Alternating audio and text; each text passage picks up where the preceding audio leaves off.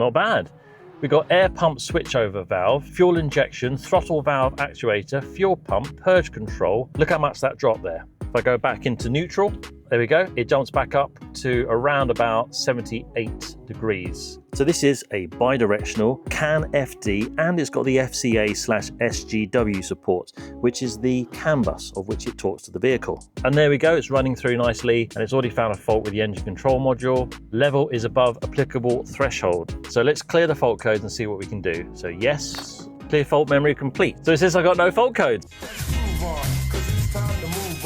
What I've got for you today is 3 very capable diagnostic tools from the Kingbolen company. They are all very much similar physically in size, and I thought it would be a good comparison just to see of these 3 here, which one is the best diagnostic tool in terms of value, performance, and what you need for your diagnostic ability. Starting on the right hand side here, I've done a full review on this already, it's down below. It's the Kingbolen K7. In the middle, we've got the yet to actually be reviewed S608, which I'm going to be having a look in detail today.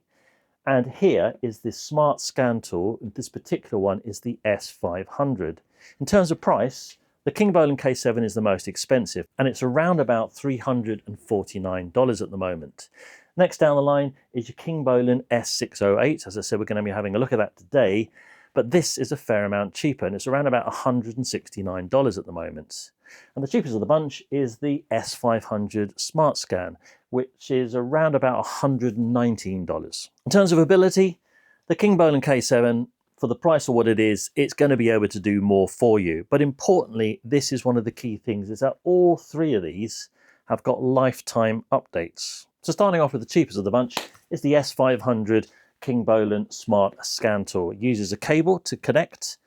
You get 4 service resets on this. It uses the Android 6 software. It's got a 1.3 gigahertz processor and has 16 gigabytes of ROM. And the screen size that you actually can see once it's powered up, it's a 5-inch screen. It's also got Bluetooth capability as well. Now, even though it's the cheapest of these 3 by Kingbolen, it will still actually diagnose 75 plus different car brands out there on the road. And that's across the US, Europe, and Asia. Of those 4 special function resets, you can do your steering angle sensor, or your SAS, your ETS, your electronic throttle sensor. You can also do your oil and brake resets as well. But that's it. That's how far you can go in terms of the special function resets. And as I mentioned, like all 3, it also comes with 3 lifetime updates as well. Right, now let's have a look at the most expensive of these 3, which is the Kingbolen K7. Has a much larger screen. It's pretty much twice the size of that of the S500. It also uses a little Bluetooth OBD2 plug-in device. So you're not actually tied in with a cable. You can plug that in and then walk away from the driving position and go have a look in the engine. So you want to look at a connector or something. You're not actually physically tied to where you need to plug in and sit in the car. You can walk away from the car. In terms of the types of vehicles, this does over 100 different types of car brand, and it's pretty much going to cover all of the vehicles out there on the road. That's over 10,000 different car models. And that's from 1996 all the way up to obviously modern day cars. And it will also cover all of your Chinese brands as well. And let's face facts, the likes of BYD, etc., there are loads of car manufacturers coming out from China. We're going to see more and more of them on the roads. This Kingbolen K7 can do active live tests. You've also got ability to do bidirectional testing. So let's say you wanted to see if the door locks were working, but you weren't too sure whether it was actually the physical switch or there was something else on the control unit. Well, this, you're going to be able to use that to do a bidirectional test, and it will lock the doors for you by just simply clicking on the screen. Of course, you can read codes and you can clear codes, just like you can with the S500. So this unit also has auto VIN recognition. That means when you plug in your OBD2 reader, it's going to see what car you've got. It will find that exact chassis VIN number, and then it will come up on the screen. You press maybe what year of the vehicle, and then it knows exactly what it's looking at diagnosing. This uses the Android 10 system, and it's got a 7.2-inch screen as opposed to a 5-inch screen for the S500. It's also got a 600 milliamp hour battery. In terms of functionality, the S500 only had 4 resets. Well, this has got 31 plus resets. The list is huge. Just to give you some idea of what those are. You can do ABS bleeding, airbag resets, your AdBlue resets, BMS, which is your battery monitoring system. If you get a new battery, you can use this to program and tell the car. If you've got tyre pressure monitoring systems, this will be able to work with you and you can reset it. You can do a start-stop reset for those cars that have that function. It also did things like transmission resets, gearbox learning, and seat relearning as well. 31 plus resets compared to your 4, so you can see, spending a little bit more money, what you're actually getting.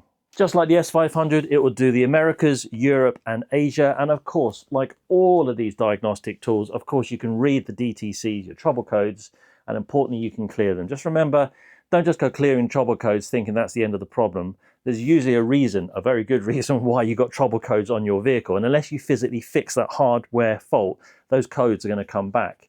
You may find, however, if you've had a low battery, that you'll get some temporary codes, in which case you can just clear those and they should stay away. All these systems have Wi-Fi capability, and what's really good about that is it allows you to do updates. In fact, there's one that's just popped up here from an S500.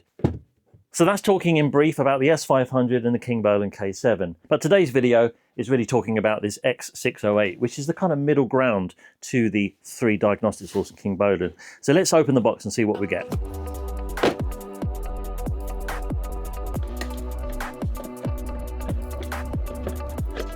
So what we have here is an OBD2 cable. It hasn't got a separate Bluetooth dongle like the K7. You get a charger cable, which is USB-C, quick start guide, and straight away, if I have a look at the size of the unit, the screen is somewhat bigger. The S500 has got the 5-inch screen, but I can see that it's actually slightly bigger here. So like all these devices, you have to register your details. I won't bore you with those information. I'll do that now, and then we can have a look and see what the functions are. So here is the main screen. If I compare the 3, you can see that the S500 has the same number of tiles as the S608, but there's more on the Kingbolen K7. So this is a bidirectional CAN FD, and it's got the FCA/SGW support, which is the CAN bus of which it talks to the vehicle. And on this S608, you get 9 service resets. All of the diagnostics here has Wi-Fi capabilities. I've put my Wi-Fi details in, and now I can open Chrome, and I can then go and search. I've not searched anything on this yet, so let's have a look. I'm going to search my name, my channel, and see what comes up. Oh, and there I am. So let's have a look and see. And there it is. There's my channel, and there we are. And it's playing the video just like you would do if you got a tablet. So I talked about 9 reset functions. If I go into maintenance here, these are those 9. ABS bleeding, battery matching, brake pad resets, DPF regen, electronic throttle adaptation, gear learning, injection coding, oil reset, and your steering angle sensor. And those are the 9 that you get. Not as much as the Kingbolen K7, but then again, this is half the price. Going into the car list, there is loads. Look at this, everything from Audi, Aston Martin, and you've got there pretty much every car make that you could ever wish for, of which you're going to have all the variants of different cars within those car manufacturers. It separates it into the Americas, Europe, and Asia. You can also just search. So let's say for Mercedes, which is my favorite. And there we are, Mercedes-Benz. There's a demo mode, which is really handy. So let's go into that and I'll show you just what you can do. If I read the DTCs, it's giving me 9412. You've got the option there to look it up, but it also says underneath that the airbag ignite, reserve 18 short to plus. If I press the little magnifying glass once you're on the internet, and there we go. There's actually a YouTube video that's going to pop up.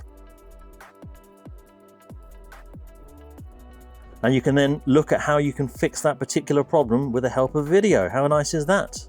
One of the things I notice is there doesn't seem to be any sound coming from this unit. So here's the information loaded for the 9412 DTC fault code, and it gives you possible causes. For example, it says about the electrical issues, wiring problems, open circuits, short circuits, component failure, mechanical issues, a low fuel pressure or vacuum leak, or software calibration issues. Is it outdated? Do you need to update the software? And this is the beauty of having a diagnostic tool, because it takes that guesswork out. Just a note here, you've also got these keys on the right hand side, and you might be thinking, similar to the S500, what's the point in the keys if the screen is touchscreen? Well, where that's good is sometimes you've got gloves on, and not all gloves, depending on what you buy, actually allow you to touch the screen. If I put this glove on here, for example, sometimes it's hard to get the screen to work with it. So having these physical buttons definitely kind of helps you on that.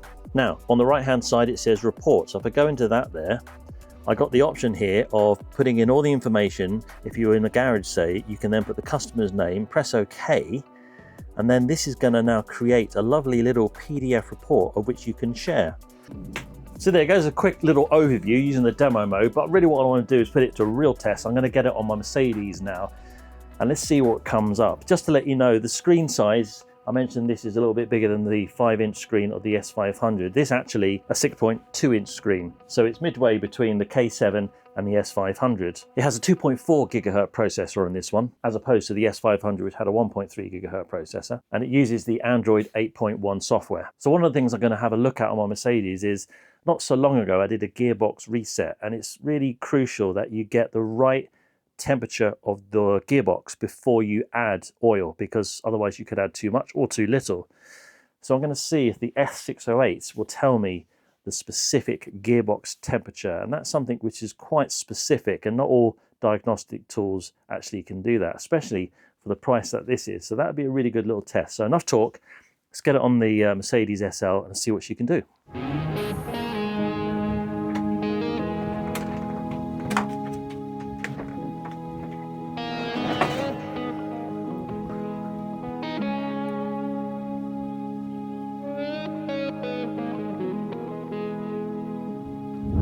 I tell you what, it might not look it, but it is really cold today. Got a little hot lemon drink. Right. Oh, let's see what the S608 can do on my Mercedes SL. Now I'm going to start the car. You don't have to, but I'm doing it because I'm cold and I'm going to get a bit of heat in here. So here's the cable, and you're going to plug that into your OBD2 port on any vehicle. I say this in all my videos. You may find it's behind a panel somewhere, but it's going to be within 1 meter where the driver sits. That's a little regulation that it has to have. For me, I've done it so many times, I could do it blindfolded, and it's just down here. One little tip, make sure you plug it all the way home. Sometimes you think you plugged the cable in and you haven't quite pushed it in firmly. Makes a beep, so it's now connected to the vehicle. Tighten these little screws there so it doesn't fall out, and I like to just sort of sit it on top of the steering wheel. Some of the other diagnostic tools actually have a little stand, which is nice, but I can just about make it work like this. One of the first things I noticed is now I've plugged in the OBD cable, it's actually charging the battery, which is a nice little touch. So you don't need to plug it into a USB-C charger as well. So I'm going to have a look to see if there's a way of recording the screen, because it means that you get a nice clear indication of what I'm actually looking at. There we go, we've got a screen recorder, so I'm going to press that. There's also a photo album, so I can take a screenshot of the screen if you want to then maybe save it and send it to somebody. And you've also got an option there of metric unit of measure, which I'm going to choose, and a 24-hour format. So coming up on the screen right here is an image of what I'm looking at. So straight away, I'm going to have a quick look at the OBD. So it's running through the different protocols, and that's the CAN bus. It's how different cars, different years communicate with your Kingbolen. And it's saying failed because it's trying to find the correct protocol. And it's found a match. And there we go. We've got readiness completed, of which there's 7. Red is not completed 1, not supported 3, and data stream supported, we got 29. Right, importantly, let's go into diagnosis. So we hit diagnose, and now we're going to find the particular car that we've got. I'm going to go and do the search function at the top there. I know that it came up because we looked at this previously. There's Mercedes-Benz. And we've got an automatic search and a manual search. This means in terms of how the Kingbolen is going to find the details for your car. So I'm going to go automatic and see if it finds the VIN number. There it is. That was quick. That was good. So it's found the right VIN. It's going to ask me for the year now. There we go. It's the middle one for me. It's a 2004. So 2003, 2008. Select that. And everything looks good. And we press OK. Now, this is where we've now got your 3 health report system scans and system selection options. So I'm going to do a full scan. This will probably take about 6 or 7 minutes. Press yes. Ignition is on. And there we go. It's running through nicely. As I said, this will take about 6 or 7 minutes. There's a progress on the left-hand side that says 50% so far. And it's already found a fault with the engine control module. And it's come to an end. Now that's interesting. Normally, especially if I use my Kingbolen K7, which is a bit more comprehensive, that takes a fair amount longer, and that's gone through within less than a minute. So I don't think it's gone into quite as many control units as I would normally expect, but nevertheless, let's see what it sees. And look at all these faults that it's found there. So, engine control module, the ECM, I got a P207F-001, and it's talking about an oxygen sensor before the cat is aging. And then there's a P2081, and it's the left O2 sensor after the cat. Level is above applicable threshold. I know that changing the oxygen sensors is probably something I'm going to have to do in the near future, and this is telling me that. So as I said, the whole point of having a diagnostic tool is it alleviates quite a lot of the guesswork and gives you an idea of where you need to go and what items on the car you need to try and fix. SBC, sensor-tonic brake control, hydraulic faults, no, not insufficient pressure. Okay, I haven't had that one before. ESP, that's your ABS or electronic stability program. Anti-locking brakes, stored. DTR, the CAN communication of the engine control module is faulty. So it's found there 7 DTCs. So what I'll do is I'm going to go into the first one there, which is the ECM. Ignition is on, yes. And here we got module information, refault codes, clear fault codes. So module information, just to recap, is going to tell me the specifics of that control unit. So it's giving Mercedes-Benz part number, the supplier being Bosch, software, and the VIN number. We've got an actuation test. So if I go into the actuation test, this is this bidirectional ability that some of these diagnostic modules have. Not bad.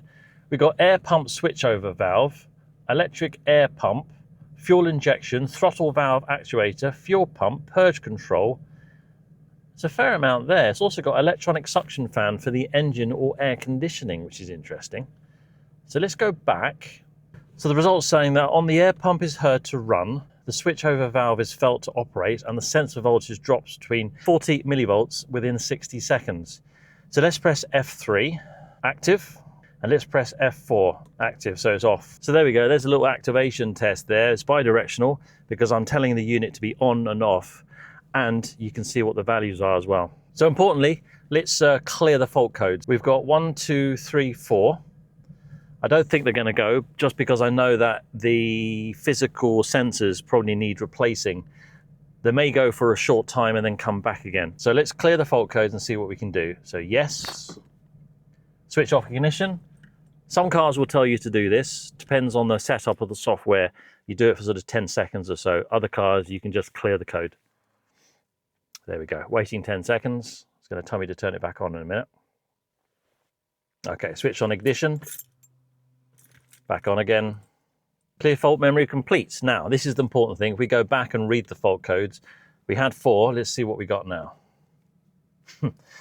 So it says I got no fault codes. Well, that's lovely, but I think they will come back as I start to drive the vehicle and it sees that the sensors are aging. But if you get a new sensor, what you can actually do is copy that information over as well. It's got that ability to learn. So now we've got 2 categories. We had 3. So the 4 faults that I had on the engine control module now moved to the bottom of the list, and it's got a green tick. So that's all good. And also when it's running through certain tests and things, you will find that maybe you'll get warning lights come up on the dash like this. And that's just because I'm in the braking and the electronic stability program. So it puts a red temporary error message on the screen saying, warning, diagnostic rig tests, braking power is reduced. And that will then go once I come out of that control module with my diagnostic tool from Kingbolen. So let's now go into the RPN sensor. Let's say you got a problem with one of your ABS sensors, which I have done on this car, both the reluctor ring and the sensors itself. But I don't quite know which is the sensor that's given me a fault. So I select them all. I press OK. I'm doing 0 miles an hour at the moment because I'm not moving. But if I just roll forward slightly here, you'll see that it says 0 kilometers an hour, and that will then start to move. So let's just do that. Just bear in mind that I'm in the electronic stability program, so the braking is going to be reduced. So do this with care, make sure there's no other vehicles around. So I'm going to select now, drive, and I'm going to roll forward. And there you go, you can see the beep, beep, beep is just telling me that the braking is reduced. As I said, be very careful because it's only a testing setup at the moment and you're not going to have full braking. So let me just roll back again. Luckily, I'm just in a private parked road here. I'm actually going, what was that, 2 miles an hour, 2 kilometers an hour backwards. And of course, you can put it into a graph as well. So if I rolled along there and I saw that, for example, the left front speed sensor was fluctuating up and down sporadically, that's usually a telltale sign it's reluctoring. If the speed was just 0 and all the rest were 3 or 4 miles an hour, then it's going to be the ABS sensor. SBC pedal value sensor, let's have a look at that one. Press OK. If I put my foot on the brake now, you can see that it's giving me in millimeters there, and the harder I press it, the higher the value. And if I go into the graph, there you go, it's giving a nice visual graph, up, down, off and on the brake pedal. Right, let's go and clear the code, shall we? So clear fault codes, yes. Switch ignition off, okay. It's beeping at me because I'm in the ABS module. Back on again, press OK. Clear fault memory completed. Now we should just have one section which is giving me a fault. So if I go back to the list, and there we go. The SBC now is a green tick at the bottom, and I just have the electronic stability program, which is ABS, etc. So let's go into that. Let's switch on the ignition, which it is. And let's go clear fault codes. Yes. Switch off ignition. Press OK. Wait your 10 seconds. And switch it back on again. And let's see if we've all got green ticks. And it says it's completed. Right, let's go back to the list. And would you believe it? Of the 6 systems that it found, I now have no DTCs, no diagnostic trouble codes. Very nice. One of the things I'm going to note, a bit of feedback, is I know when I use the likes of the K7 by Kingbolen, there are a lot more modules that it goes into, and obviously it goes into it in a little bit more depth. And I certainly would normally have codes that I can't clear. For example, I know on my driver's door that there's a sensor handle. Now what I'm going to do now is see if I can, as I mentioned earlier, find out if there's a way of seeing what the gearbox temperature is, because that's usually a tool that you'd need to spend a fair amount of money in order to see what the actual gearbox level oil temperature is on your vehicle. And this is a fairly reasonably priced budget scan tool. So it'd be great to see if it has that. So there we go. Let's go into transmission control module. Switch on ignition, yes. So I now know, I've been in this menu before, that if I go into the torque converter lookup clutch, I think the temperature is within that menu, because it took me a little while before to find this, but I recognize the Kingbolen menus. I've got used to it over the years. So let's go into it there. And here we are. Let's have a look. There we go. Transmission oil temperature in selector lever. Yes. So this does do it. I used a tool that was more than double the cost of this 608 by Kingbolen, yet I can still get this information, which is pretty high level service requirements for a budget scan tool that this can actually see. So if I press that little box there and press OK, it's telling me that the gearbox temperature is 78 degrees. And if you look at the wording, it says transmission oil temperature in selector lever position R or D. There is a video down below if you have got one of these cars and you're looking at doing the gearbox service. As I mentioned, you need to make sure that the gearbox is at temperature before you add the oil. Otherwise, you can put the wrong amount in, because things expand as they get warmer. Likewise, they contract. So the reason it says R or D is that it needs to be in reverse or drive to get an accurate reading. Now, if I start the car, and if you have a look at the graph, if I put that up there, at the moment, we're going to have a flat line. Now you watch, when I put this into reverse, look how much that dropped there. If I go back into neutral, there we go, it jumps back up to around about 78 degrees. And likewise, if I go into drive, we go right back down again. So in order to get the gearbox up to temperature, normally you'd take it for a drive. That's another video. But at the moment, my gearbox temperature is only 35 degrees, and it needs to sit around 80 degrees to get a true reading. But that's just an example, just to show you that I've got live data as well as bi-directional ability using what is a fairly budget scan tool from Kingbolen, but it's still got some of the stuff that the big boys have. Not bad. On a similar note, there's actually options for your engine to see if everything is running smoothly, if your spark plugs are all in good health. And that's called smooth engine running. So let's have a look and see if we can find that. So it's going to be under engine control module, and we're going to go read data stream again. And there we go, smooth engine running. Let's go into that. So we've got engine speed, we've got cylinder, it's a V6, so I've got 6 cylinders, and this is the order, 1, 4, 3, 6, 2, and 5. I'm noticing a little fluctuation on the 3rd cylinder there, and that may be that I need to look at, in the future, just putting a new set of plugs on. I haven't changed the plugs on this, and it's got 190,000 miles. So there we go. What did you think? These little diagnostic tools are so handy. And there's a lot of choice out there. And I do these videos to really kind of try and help you my best, because I do get a lot of questions. People say, I've got a Renault, I've got a Ford, I've got a Mercedes. Which is the best diagnostic tool to have? You know, cars these days, I've said this all along, is that they are getting more and more complex. Back in the day, when you had a problem with your car, you tended to use things like a lovely Haynes manual. And then I would normally go to the back, I'd have a look at the troubleshooting guide and try and work out how to fix the car. And there's pros and cons with that. You know, I've learned a lot from basically making mistakes. And it certainly is nowhere near as easy as it is now to fix cars, with the likes of just being able to Google things and me doing videos on YouTube to try and help you. But you've got to remember that also cars these days are far more delicate in terms of how all these control units talk to one another. And if one control unit goes down, it tends to have a knock-on effect with others, and it looks like you've got a bigger problem than it actually is. Also, if one control unit isn't working, the car does go into sort of a natural shutdown. They've almost been programmed in that way to protect the car and stop it getting damaged. Before, if the car wasn't running right, or the ABS control module wasn't working very well, you wouldn't get really much in the way on the dashboard, maybe a bulb, but the car would still go even if the brakes weren't working that well. Nowadays, the car will physically not go and it will stop. And that's good because it's a safety feature on the vehicle. But it's bad because they're more complex. So, you know, you've got to sort of think about the pros and cons of it really. In terms of will I buy this S608? I love the fact that you can go online. I love the fact that you've got all those different service resets, of which there was 9. It's the middle of the range between the S500 and the K7. It certainly didn't go into as many diagnostic control modules on my Mercedes, of which there are a lot, but it did clear the ones that it could see.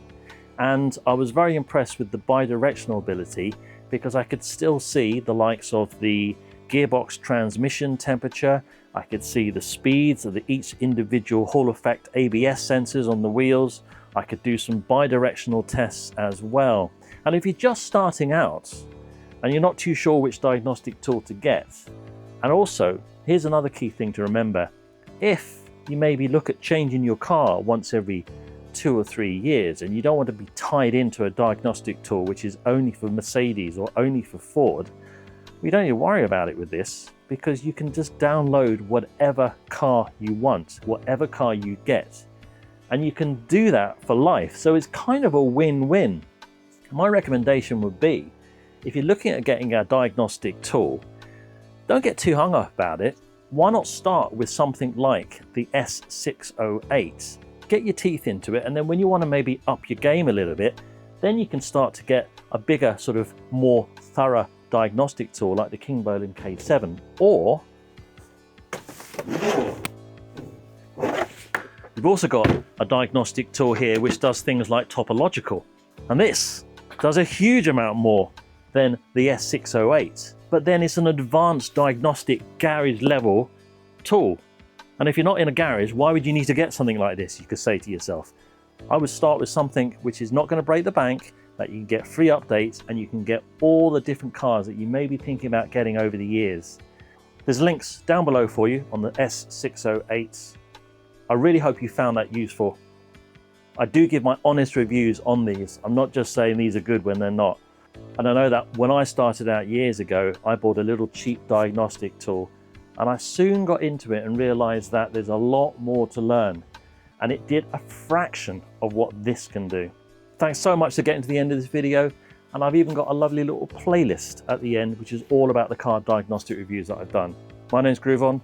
I'll see you on the internet.